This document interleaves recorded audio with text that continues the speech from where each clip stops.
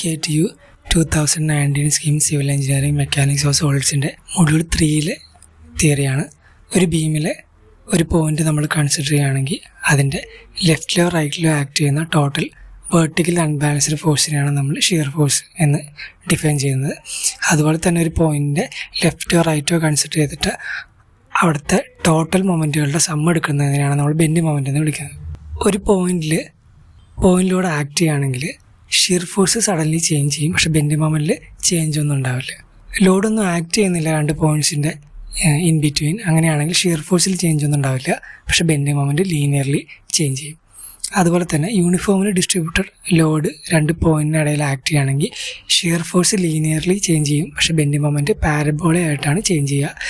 Uniformly varying ലോഡാണ് നമ്മൾ രണ്ട് പോയിൻറ്റിന് ഇൻ ബിറ്റ്വീനായിട്ട് അപ്ലൈ ചെയ്യുന്നതെങ്കിൽ ഷിയർ ഫോഴ്സ് പാരബോളയായിട്ടും ബെൻഡിങ് മൊമെൻറ്റ് ക്യൂബായിട്ടാണ് ചേഞ്ച് ചെയ്യുക. ഇതാണ് ലോഡും ഷിയർ ഫോഴ്സും ബെൻഡിങ് മൊമെൻറ്റും തമ്മിലുള്ള റിലേഷൻസ് എന്ന് പറയുന്നത്.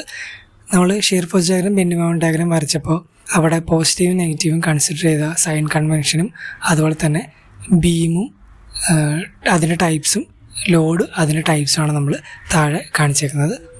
ബെൻഡിങ് മൊമെൻറ്റും ഷിയർ ഫോഴ്സ് തമ്മിലുള്ള റിലേഷൻ തിയറി ആയിട്ട് നമുക്ക് ചോദിക്കാറുണ്ട്.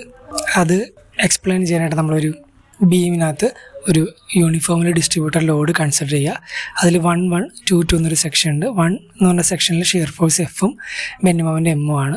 2 എന്ന് പറഞ്ഞ സെക്ഷനിൽ shear force F plus D എഫും bending moment M plus D എമ്മും ആണ്. അപ്പോൾ നമ്മൾ ടോട്ടൽ ഫോഴ്സ് 0 ആണെന്ന് ഇക്വേറ്റ് ചെയ്യാൻ F minus W D X minus F plus D F is equal 0 നമുക്ക് എഴുതാൻ പറ്റും. അവിടെ നമുക്ക് D F by D X is equal minus W എന്നൊരു ഇക്വേഷൻ കിട്ടും.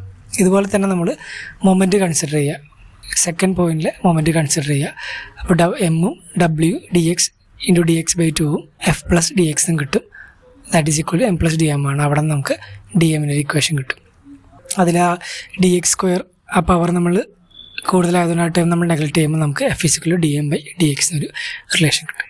ഇതാണ് ബെൻഡിങ് മൊമെൻറ്റ് ഷിയർ ഫോഴ്സ് തമ്മിലുള്ള റിലേഷൻ. ഇത് ഇമ്പോർട്ടൻ്റ് ആയിട്ടുള്ള തിയറിയാണ്, ചോദിക്കാറുള്ളതാണ് എക്സാമിന്. പിന്നെ പാർട്ട് എയിൽ 3 മാർക്സിനൊക്കെ ചോദിക്കുന്ന തിയറിയാണ് പോയിന്റ് ഓഫ് കോൺട്രാക്ട് ഫ്ലക്സ്. നമ്മൾ ബെൻഡിങ് മൊമെൻറ്റ് ഡയഗ്രം പഠിച്ചു ഏത് പോയിന്റിലാണോ ബെൻഡിങ് മൊമെൻറ്റ് സൈൻ ചേഞ്ച് ചെയ്യുന്നത് അല്ലെങ്കിൽ 0 ആവുന്ന ആ പോയിന്റിനാണ് നമ്മൾ പോയിന്റ് ഓഫ് കോൺട്രാക്ട് ഫ്ലക്ചർ, ഇൻഫ്ലക്ഷൻ അല്ലെങ്കിൽ വെർച്വൽ ഹിഞ്ച് എന്ന് പറയുന്നത്.